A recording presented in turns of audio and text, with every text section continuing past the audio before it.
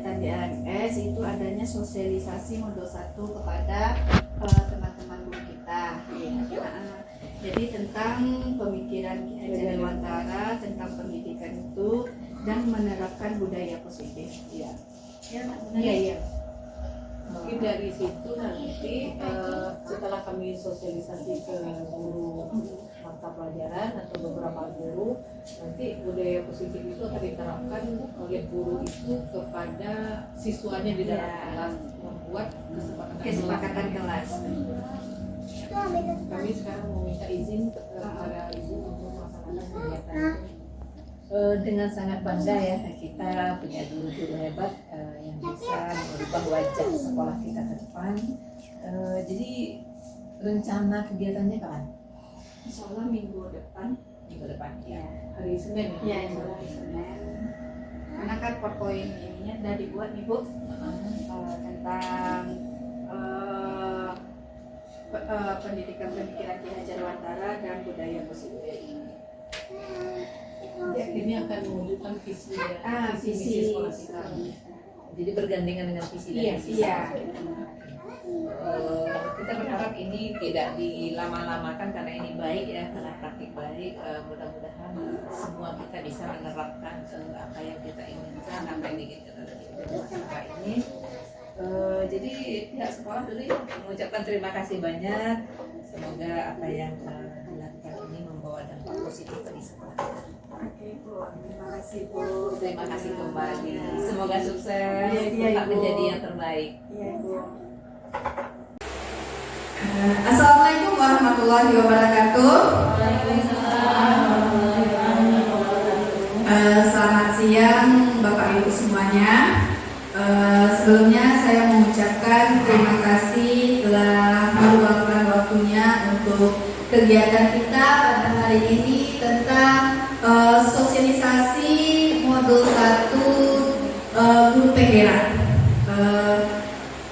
Alhamdulillah kita diberikan kesempatan agar kita dapat menjalankan kegiatan kita pada hari ini, dan ini kita tujuannya saling berbagi ya Bapak Ibu, bukan maksud yang saya ini tentang guru penggerak, tapi saling berbagi karena kemarin kita di guru penggerak baru pembelajaran modul 1 dan kita di sini saling bersosialisasi apa sih yang pembelajaran dalam guru penggerak tersebut.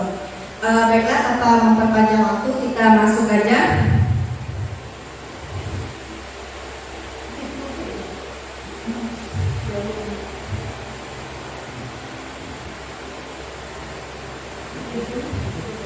Oke, Bapak Ibu, kenal foto yang di atas?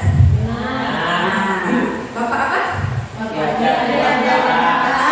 Ya, Bapak Ki Hajar Dewantara dan juga Bapak Pendidikan Indonesia.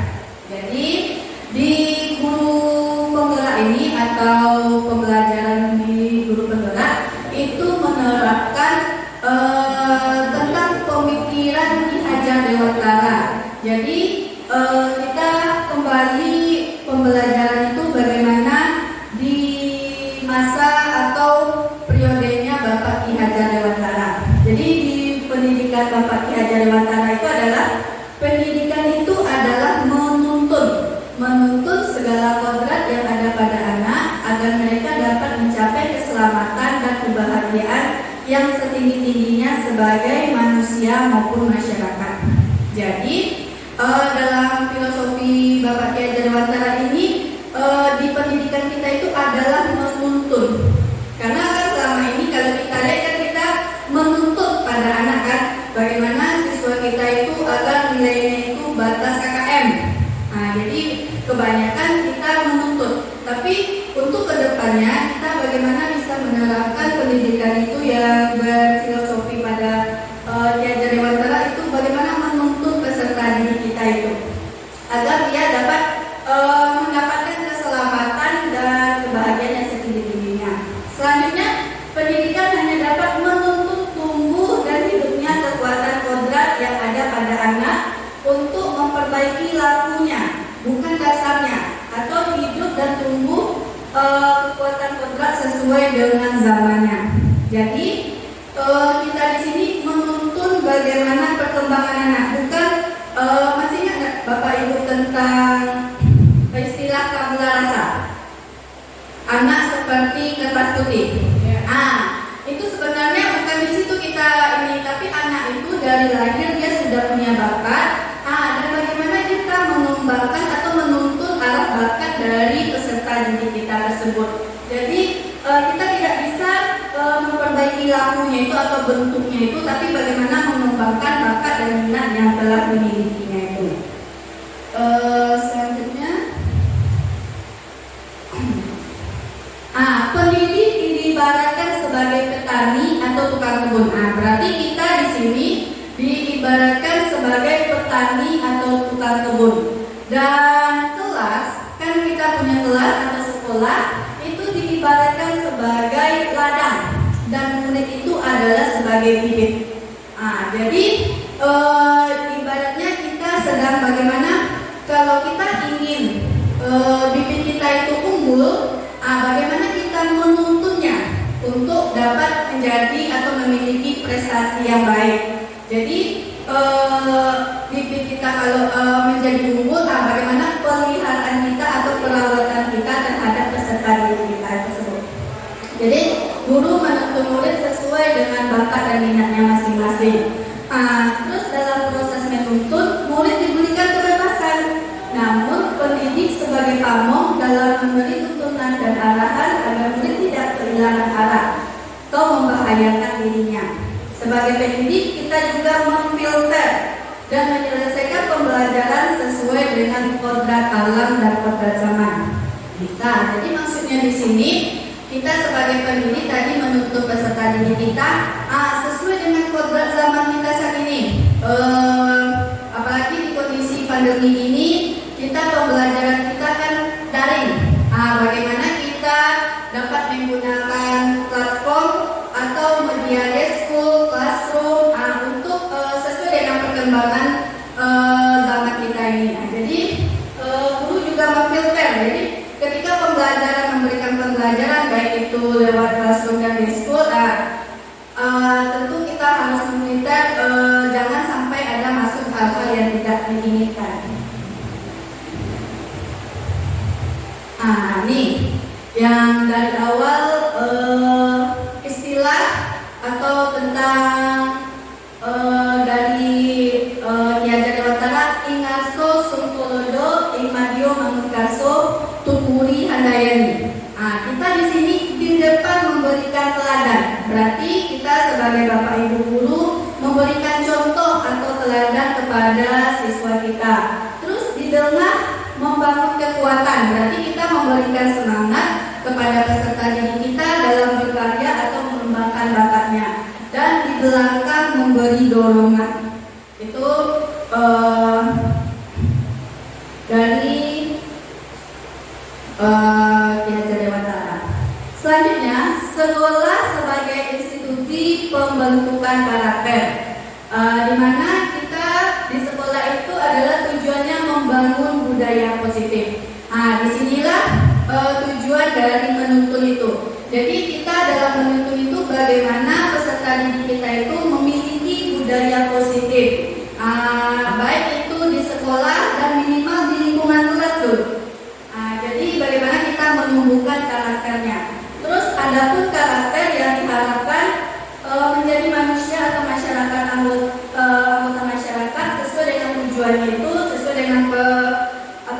dengan pendidikan nasional yang tercantum dalam profil pelajar Pancasila. Dan alhamdulillah sekolah kita ini sebagai salah satu sekolah penggerak yang mana kita mewujudkan peserta didik kita memiliki karakter yaitu sebagai profil pelajar Pancasila, di mana ada enam masih ingat atau siapa yang hafal dari Bapak Ibu 6 karakter atau 6 profil pelajar Pancasila? Ada yang hafal? Mandiri. Salah satunya mandiri, kreatif, terus bergotong royong, berkebenekaan global, berkenalan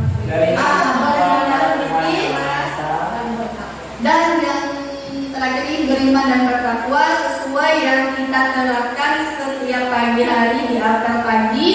Jadi kita itu juga sudah menerapkan salah satu dari profil pelajar Pancasila.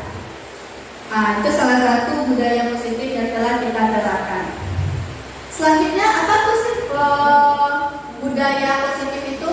Budaya positif adalah nilai-nilai atau keyakinan yang kebiasaan di sekolah yang berpihak pada murid agar dapat berkembang menjadi pribadi yang kritis, penuh hormat dan tanggung jawab. Jadi karena kita sudah menjadi salah satu sekolah penggerak dan kita pun bersama-sama bagaimana kita bisa mengembangkan budaya positif di sekolah kita ini. Sepakat kita untuk menciptakan budaya positif? Oke, terima kasih. Oke, selain dari budaya positif tersebut, bagaimana disiplin positif? Dengan kita menciptakan itu berarti ada disiplin positifnya, yaitu menerapkan pendekatan kepada dalam mendidik anak untuk melakukan kontrol diri atau dan pembentukan kepercayaan diri. Disiplin positif ini merupakan sebuah bentuk penerapan disiplin tanpa adanya kekerasan, tapi bagaimana upaya mengkomunikasikan perilaku yang efektif antara guru dan murid. Jadi sebagaimana yang diwacanakan oleh kepala sekolah kita, yaitu salah satunya sekolah ramah anak.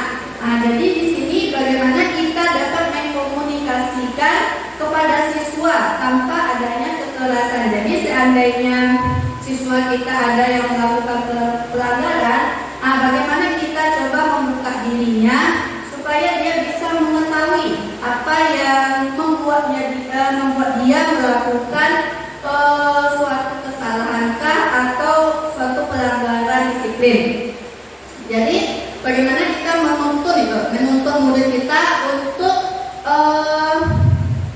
memahami konsekuensi dari perilakunya. Jadi dengan kita menerapkan disiplin positif, dia berpikir oh ternyata apa yang saya lakukan ini salah atau benar. Gitu. Selanjutnya kebutuhan dasar manusia.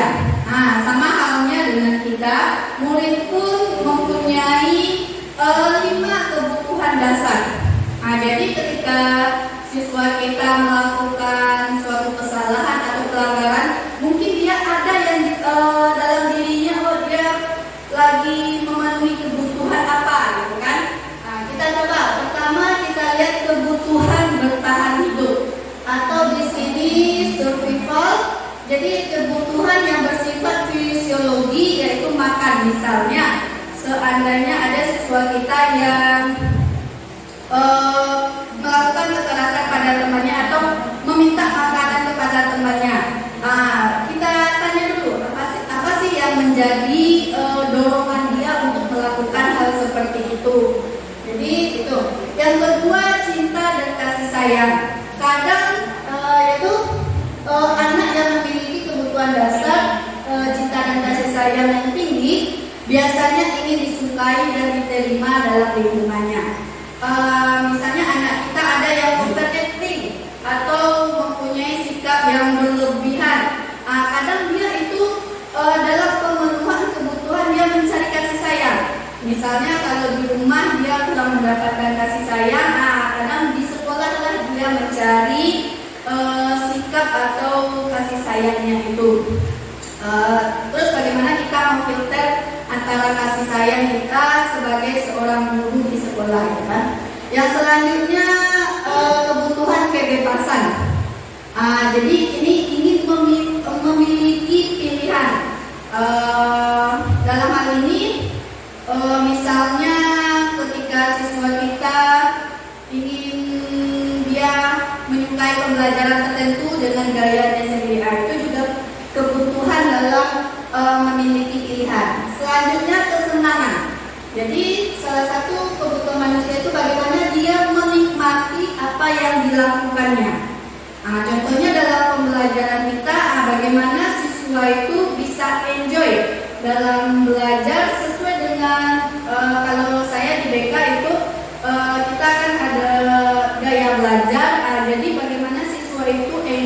dengan gaya belajar yang dimilikinya. Kan ada biasanya kita di absen dari BK kita kan sudah menampilkan ternyata anak ini memiliki gaya belajar visual, berarti dia enjoy dengan cara melihat tampilan guru atau audio atau juga dengan kinestetik. Jadi anak kinestetik dia enjoy dengan misalnya kayak berjalan-jalan di kelas itu, dia enjoy itu. Jadi jangan nanti anakku kok jalan-jalan sih, nggak mau tanam juga gitu kan. Jadi itu dia mencari kesenangannya itu untuk mendapatkan suatu ilmu pengetahuan. Selanjutnya kekuasaan. Ini dia ingin diakui. Kadang ada seseorang itu ingin diakui, misalnya dia ada perkelahian, dia ingin diakui kalau dia tuh jagoan. Itu kebutuhan dasar manusia. Selanjutnya posisi kontrol.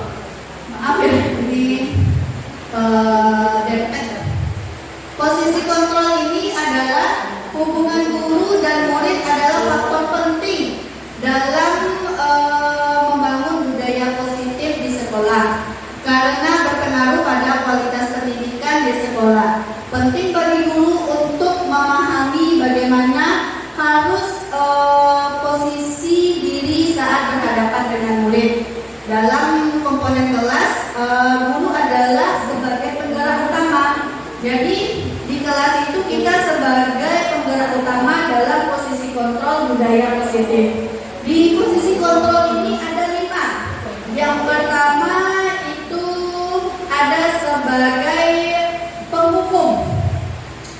Jadi ketika misalnya anak itu salah, benar-benar ada kondisinya yang salah, itu nanti ada sebagai penghukum atau pembuat bersalah. Jadi posisi kontrol ada yang membuat bersalah. Selanjutnya posisi kontrol itu ada sebagai teman. Jadi kita dengan murid itu bisa menjadi teman supaya dia bisa mengemukakan permasalahan atau kebutuhan dasar apa yang sedang dia butuhkan. Terus ada sebagai pengawas posisi kontrol itu. Jadi kita sebagai guru pun tidak harus menghukum dia atau dalam mengawasi. Jadi dalam mengawasi nanti kita bisa konsultasi dengan wali kelas atau dengan guru BK. Jadi sebagai pengawas misalnya Bapak Ibu guru dalam memberikan materi. Terus sebagai manajer. Sebagai manajer itu sebagai pimpinan. Bagaimana memposisikan diri sebagai pimpinan dalam ketika ada kebutuhan dasar anak yang kurang terpenuhi. Itu. Selanjutnya tadi kita kan udah bahas tentang budaya positif. Salah satu budaya positif itu adalah keyakinan kelas. Jadi di salah satu pembelajaran guru penggerak yang pertama ini, bagaimana kita bisa menerapkan keyakinan kelas ini dulu. Dan ini kan awal-awal semester jadi ini sangat penting bagaimana kita membentuk karakter peserta didik kita itu dari dia bagaimana menerapkan keyakinan kelas. Ini keyakinan kelas adalah berisi tentang beberapa aturan untuk membantu guru dan murid bekerja sama dalam membentuk kegiatan belajar mengajar yang efektif. Nah, jadi misalnya Bapak Ibu, ini kita kan saling berbagi ya Bapak Ibu. Kemarin saya sudah coba membuat keyakinan kelas kita dan waktu itu kan ada teman kita Bu Tessa juga sudah membuat keyakinan kelas waktu guru penggerak angkatan 1. Jadi di sini keyakinan kelas itu berupa, kalau dulu kan kita istilahnya kan peraturan misalnya peraturan sekolah, anak nggak boleh melanggar ini, misalnya nggak boleh terlambat atau nggak boleh membuat tugas, apa sih sanksinya. Tapi di sini kita ibaratkan keyakinan kelas itu berarti kita bagaimana sama-sama saling diskusi membuat aturan kelas supaya bisa murid itu punya harapan juga. Jadi misalnya nanti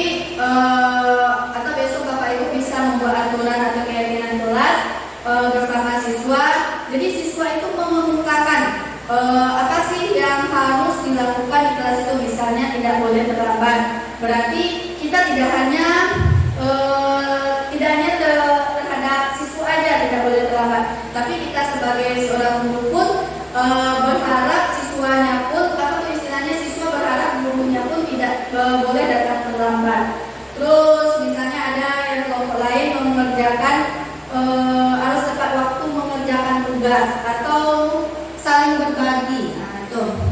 Selanjutnya restitusi adalah proses menciptakan kondisi bagi murid untuk memperbaiki kesalahan mereka sehingga kembali pada kelompok mereka dengan karakter yang lebih kuat. Jadi dengan keyakinan kelas ini dan salah satu tadi budaya positif tersebut, kita bisa merestitusi bagaimana apa yang telah dilakukan peserta didik itu sesuai nggak atau valid nggak dengan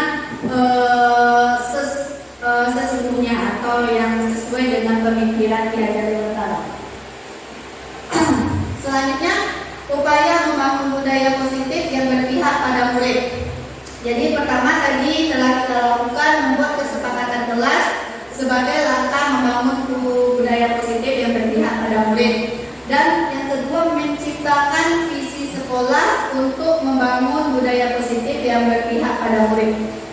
Sebelumnya di modul 1 ini kan kita ada beberapa materi kita di guru penggerak ini adanya menciptakan visi saya sebagai guru penggerak. Di sini saya mencoba bagaimana visi saya sebagai seorang guru penggerak, yaitu mewujudkan generasi yang unggul dan bermartabat sesuai dengan profil pelajar Pancasila.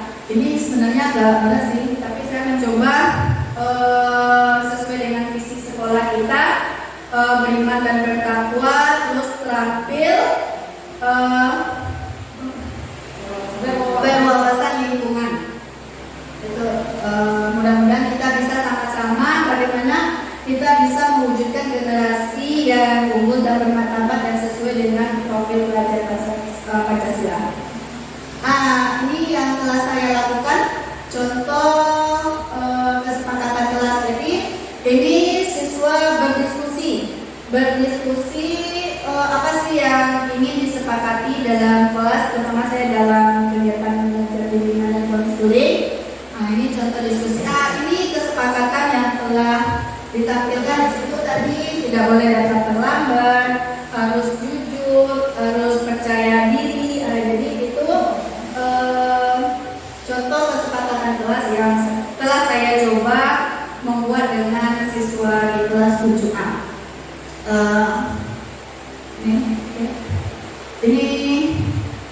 Inilah hasil sosialisasi kita pada kesempatan ini tentang modul 1 yang telah saya pelajari. Mudah-mudahan dengan saling berbagi ini dan bertukar pikiran dengan Bapak Ibu, kita apalagi kita sekolah penggerak dapat mewujudkan generasi kita memiliki sebagai generasi yang memiliki profil pelajar Pancasila. Oke, ada yang mau ditambahkan atau ada yang Bapak Ibu bertanya? Oke, nanti seiring berjalannya waktu mudah-mudahan kita bisa saling diskusi, bertukar pikiran. Mudah-mudahan nanti di modul 2 nanti kita bisa sosialisasi lagi atau saling berbagi lagi dengan Bapak Ibu supaya bisa kita bersama-sama mewujudkan sekolah penggerak kita dan bersama-sama kita bisa menjadi guru penggerak. Oke, baiklah Bapak Ibu, demikianlah sosialisasi saya pada kesempatan ini. Lebih dan kurang saya mohon maaf. Wabillahi taufiq wal hidayah. Wassalamualaikum warahmatullahi wabarakatuh. Dan assalamualaikum warahmatullahi wabarakatuh.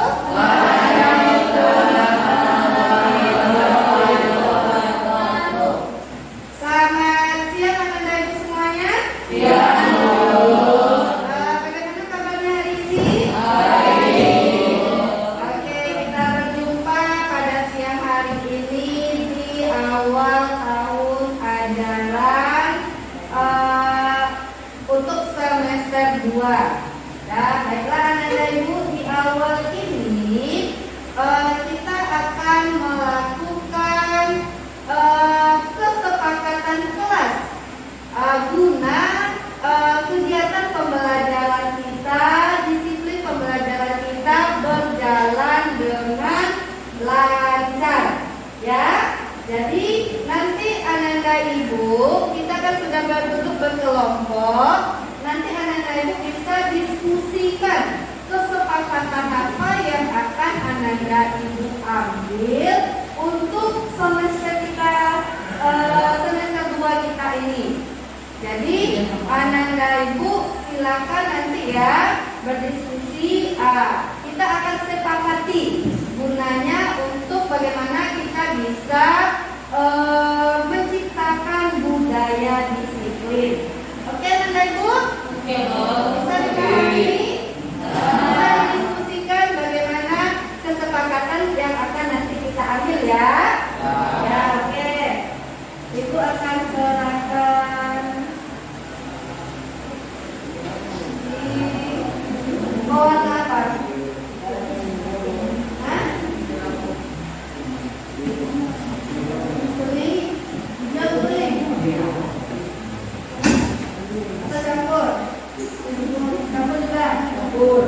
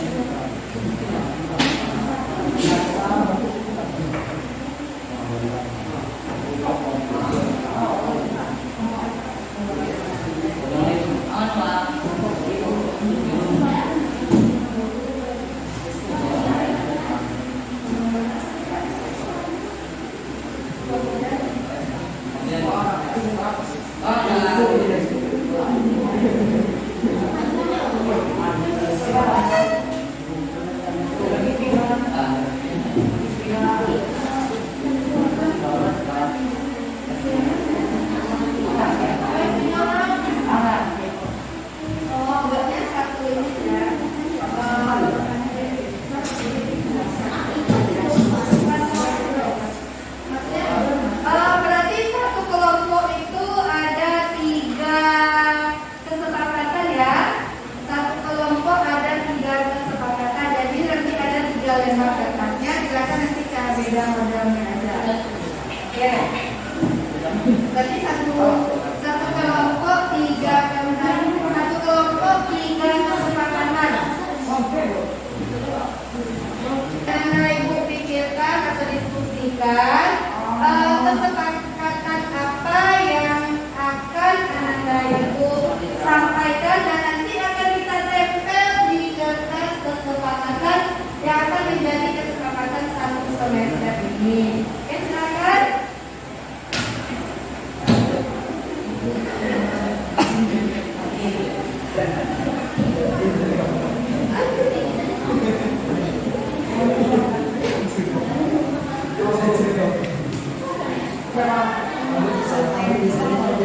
kerjasama.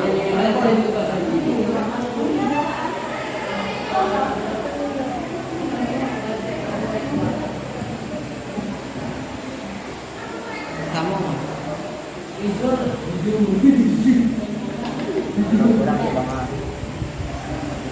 Oke, ayo silakan. Oke, bagus. Oke, nggak apa-apa.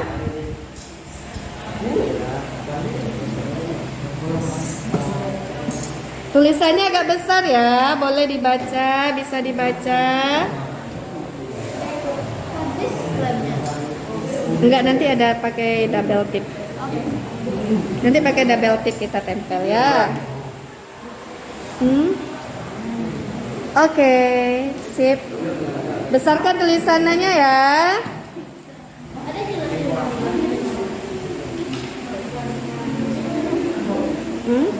Kalau di dekorasi kertasnya Hah? lagi gambar Boleh, pokoknya lebih kreatif. Yang itu bisa Ananda ingat. Ya.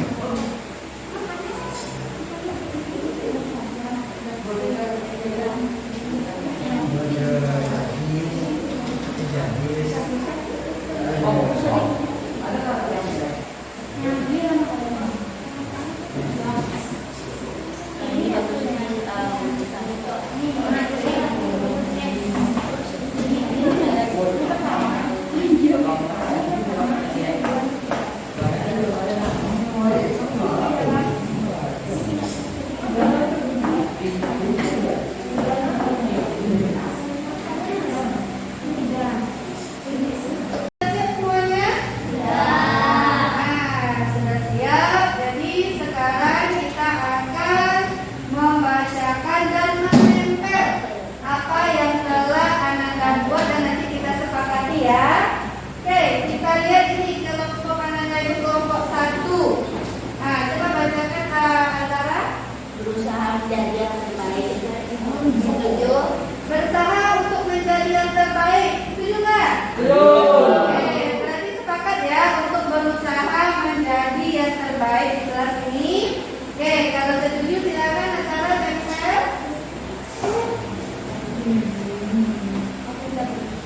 Ini masih bisa?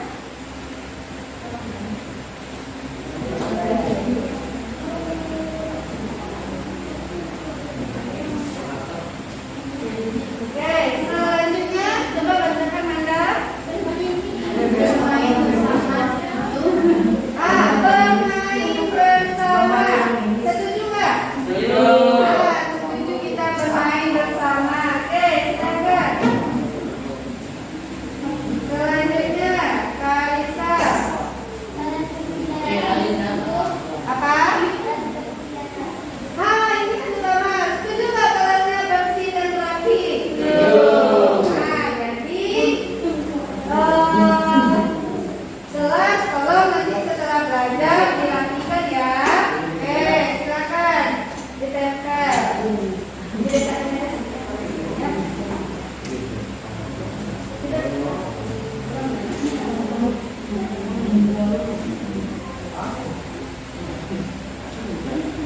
Oke, selanjutnya kelompok 2. Silakan satu. Hah? Apa tuh? Saling berbagi. Nah, jadi setuju nggak saling berbagi di kelas ini? Setuju. Nah, jadi saling berbagi satu sama lainnya. Oke.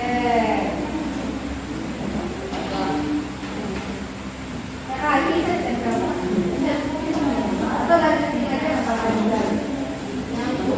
Ayah. Oke. Oke, silakan mau mana? Bacakan. Jujur. Nah, penting ya. Penting adanya kejujuran. Setuju jujur? Setuju. Oke, berarti harus saling jujur di kelas ini. Oke, silakan mau mana? Masih bisa nggak?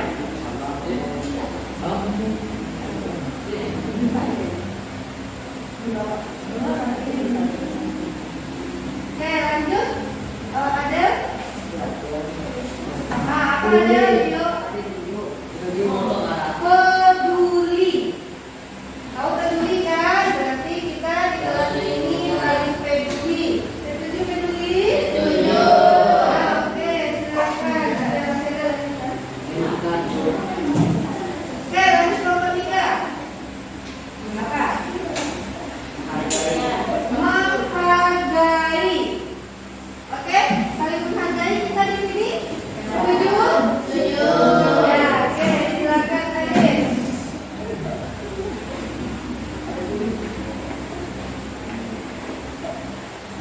Oke, selanjutnya.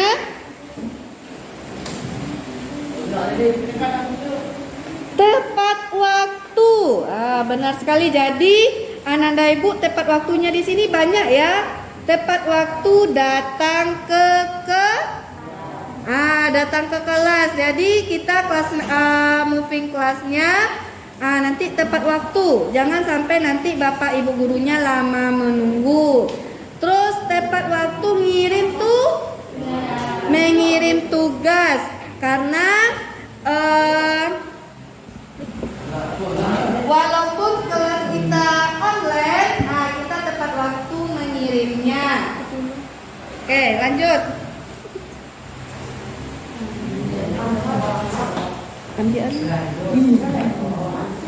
Selanjutnya apa? Percaya diri.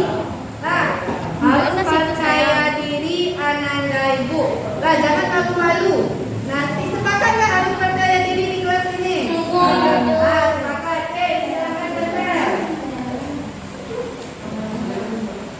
Silakan Daniel.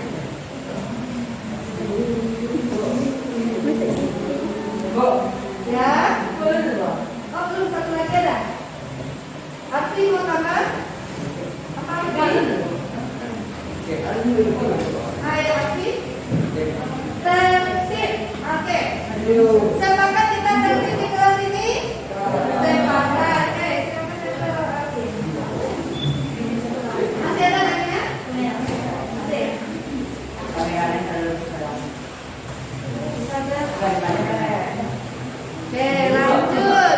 Kelompok yang terakhir. Apa nih? Berbicara bergantian. Ini yang terutama, berbicara bergantian. Sepakat ya kita berbicara bergantian? Jadi besok kalau ada yang mau bertanya, angkat tangan. Yang lain apa? Oke, sepakat ya. Silakan ditempel nih. Oke, lanjut. Ya Bu. Oh, kurang banyak.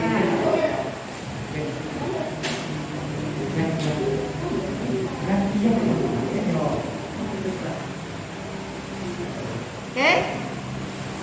Siapa lagi? Nah, Rahil. Bertanggung jawab. Harus bertanggung jawab ya. Sepakat ya kita bertanggung jawab. Oke, silakan ditempel.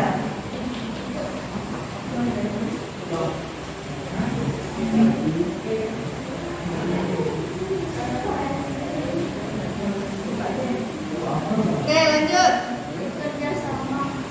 Bekerja sama. Lah, jadi saling bekerja sama ya di kelas ini ya. Yang terutama untuk hal yang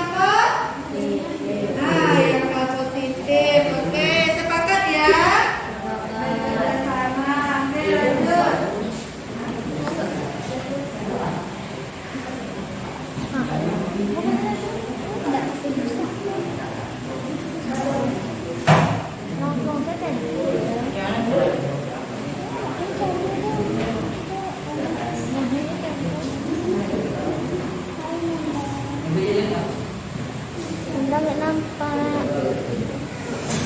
Oke, selanjutnya ada lagi? Oke, masih ada kesepakatan kelas ini? Oke.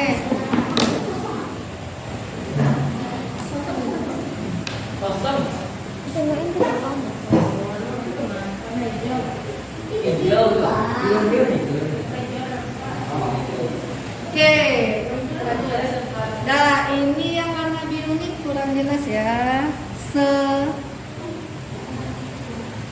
Bekerja sama. Oke, ini kesepakatan yang telah Ananda Ibu sepakati ya. Jadi di sini nanti Ananda Ibu setelah kita buat kesepakatan, kita bisa nanti melakukan kesepakatan itu secara bersama-sama. Bisa?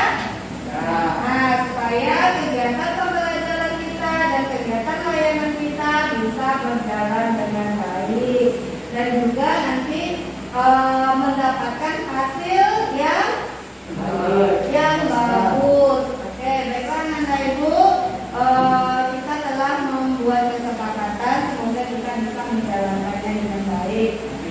Terima kasih atas waktunya.